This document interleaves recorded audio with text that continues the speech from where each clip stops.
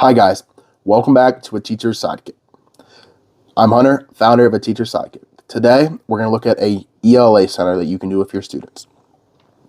This one is all about building words. So, students will need letter tiles, a whiteboard, and a marker. Now, there's different types of letter tiles. Some of them are wooden, like little squares. I have these foam ones that I got from Amazon called Joynote. I'm not affiliated with them. They don't sponsor me. I just like them. They're foam and they stick to whiteboards. They're magnetic. So, in this activity, I use it as a support for any sort of new phonetical skill that I was teaching. So not only do students need to read it, they need to be able to build it. And a lot of times that building and writing part was a little bit harder than reading for some students. So, let's say for that day, we were talking about the ending digraph, SH. So, I would then have my students, I would do my lesson, teaching them all about SH digraphs and the sounds and what words we see using them. Then, I would go to my small groups. Now, like always, for your first one, you want to make sure you're doing it with them to show them how to do the center. Once they get the practice, they'll be able to do it by themselves. So, let's say today we're talking about SH ending digraphs. So I know the students always know that SH is going to be at the end of the word. So, you then pick out their letter tiles for them. Obviously, the more they have, the easier it's going to be. So, if you put more letters on it, the more words they're going to be able to build. But also, for some, it can become overwhelming. So, I say today, you need to build words with SH as the ending digraph. So, they start off in their groups. I would usually do a group of 4, so you're not overwhelmed. So, they have their ending. Now, they need to fill in words that they find that have SH at the end. So, I just do the first one for them. All right. My favorite animal was a shark. My students always knew that. I would say, what kind of animal is my favorite? They would say a shark. What kind of animal is a shark? They would say a fish. I would say, now say fish really slowly.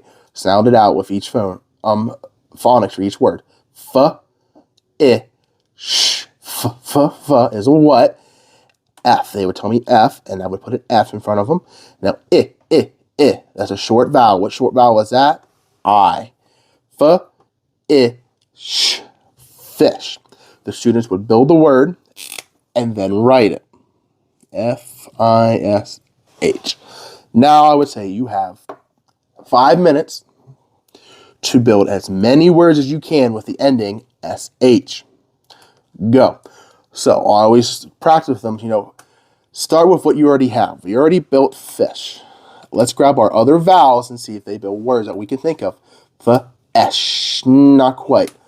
Fush. No, that's not a word. Fosh. Not a word. Fash. Not quite a word. Now, I heard that f at the beginning, though. And we've already talked about blends. I know FL is a blend. Fla, something, sh. All right, flesh. We already fished. No, that's not a word. Flush. That is a word. You flush a toilet. So, F-L-U-S-H. Students, write that down. Now they think of more words. Ash. Flash. That's not a word. Flesh. That's a word. That's your skin. Flesh. And then, all right, I can't think of any more. No, let's try another blend. BL blend. Blesh. No, not quite another word. Blish. No, not quite. Blush. That is a word. Blush. My mom puts on makeup and she says it's blush. So, blush. So students continue going, building as many words as they possibly can. So, once they finished, then we went as a group and looked at each other's, compared them, and made sure that they were words. If I seen a word, say my student did flesh, F-L-I-S-H, I would look at that and I'd be like, I don't know if that's quite a word. Let's use a dictionary to go look at it. So I would pull out a dictionary or all on their computers, and we would look up to see if flesh is an English word. If it wasn't, we would erase it and go back. Now, for first grade and second grade, and maybe even third grade, I only did this part. The students just built the words and we would go over it together, usually in a group. Now, for when I had fourth and fifth grade, I put it as part of my centers. So I wasn't always with them, and I did not have them just do certain words with certain endings. Say, they didn't only have to build words with just SH endings. They could build words anywhere they would understand. So out of the ones we had, I'd see, and we said BLUE, blue. They know that's a word, so that's another word they could add to the list. So for fourth and fifth grade and even third grade, they would build as many words as possible with it, not just what we talked about for that day.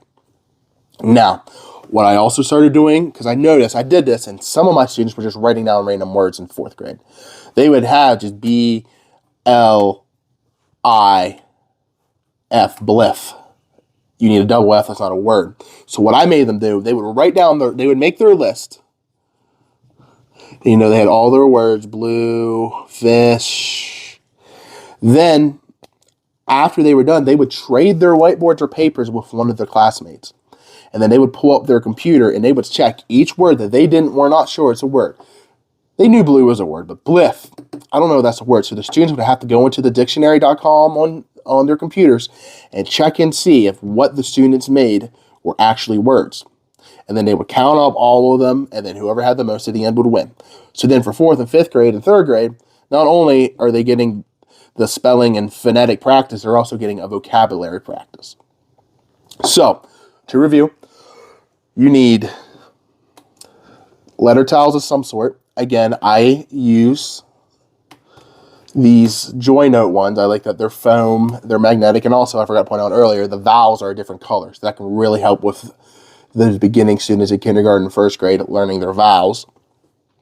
They need a whiteboard and a marker.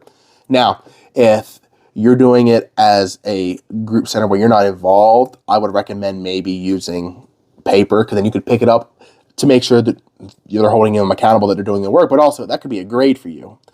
Say you did want to make it specific, you were talking about, you know, blends or specific ways of irregular past tense verbs, something like that in fourth grade, you'd be able to grade them based on the words that they could build it. They can do it independently, then they can do it. So this is just a quick little center idea that I hope you can use. And again, you know your class. I've had second graders who were able to do this by themselves. I could give them the list of the words, or I'm sorry, the list of the letters. Go, build as many as you can, come back in 10 minutes later, check it, we were good to go. So then they could do it independently. You know your class. So I hope this gives you some ideas of things you can use letter tiles for. As always, if you have need of any more resources, I will leave a link to my Teacher Pay Teacher store. And also my email address. If you have any questions, please feel free to reach out to me and I'll do my best to help you. Hope you have a great day, and thank you for watching.